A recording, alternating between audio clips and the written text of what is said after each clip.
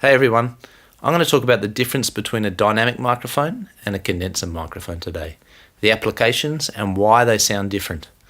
So this basically first is a dynamic microphone. You probably recognise it as an SM57 with the lid pulled off, the cover pulled off. So dynamic microphones work in this way. You've got a magnet inside this microphone, you've got a piece of plastic on the top, and that plastic is attached to a metal coil. And as sound comes in, as airwaves come in, it pushes that bit of plastic, which is attached to the coil, and that coil is moved within that magnetic field created by the magnet, and that movement within a magnetic field creates electricity and voltage, and that sends out your microphone into your preamp, and that's basically how a dynamic microphone works. Now, due to the strength of that coil, because it's not very sensitive and because it takes quite a lot of pressure to move that coil, dynamic microphones react poorly to very low pressure levels, and they react much better to really large pressure levels and really large volumes. This has to do with dynamic range. So if you've got a singer screaming into a microphone at one volume or a very consistent volume, perhaps a dynamic microphone is a really good choice. However, if you've got a singer screaming and also singing quiet parts, and what you're recording has a really large dynamic range, I'd suggest that a dynamic microphone is a really poor choice in that situation, because it reacts very poorly to low volumes and low pressure levels. That dynamic range that the singer is singing at is amplified by the microphone. It'll seem, the quieter parts will seem quieter and the louder parts will seem even louder. So that's where a dynamic microphone is not going to work very well. To a condenser microphone, now a condenser microphone works in this way, that you've got a backplate and you've got a diaphragm, and that diaphragm has an electric charge on it, and that's created between the backplate and the diaphragm.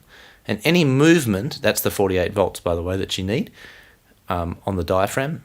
Now any movement within that electric field creates a voltage. So when the diaphragm is moved by sound pressure level, that movement inside the electric field creates voltage, and that is sent out your microphone.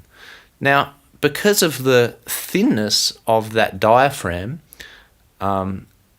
it reacts very, very well to low pressure levels, and it reacts very evenly to low and large sound pressure levels.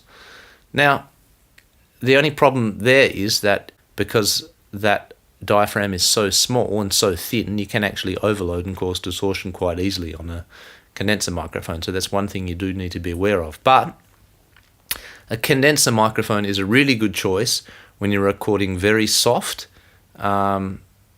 instruments or very soft sources, or where the dynamic range is very, very large, because it's going to react really evenly to large and to small sound pressure levels.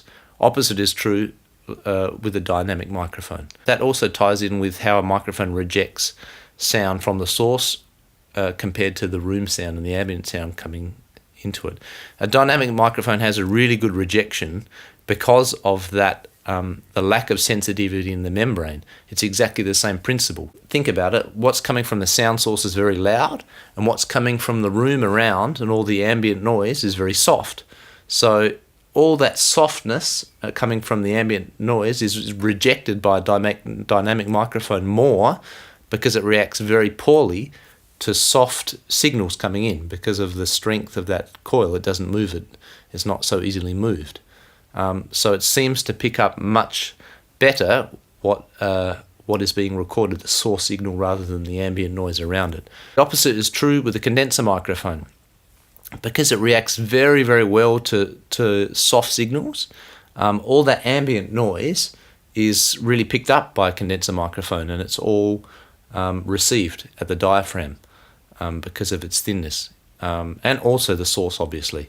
So you're going to get a much more ambient sound and much less rejection from a condenser microphone than you will for a dynamic microphone. So that's going to help you with your applications and when you're going to use one. If you need a really a good microphone to reject other signals, a dynamic microphone might be a good choice. But if you're recording something with a really large dynamic range that you need all that sensitivity with, then a condenser microphone is probably a good choice. So I hope that helps you out, guys, when choosing a dynamic and a condenser and understanding what they do.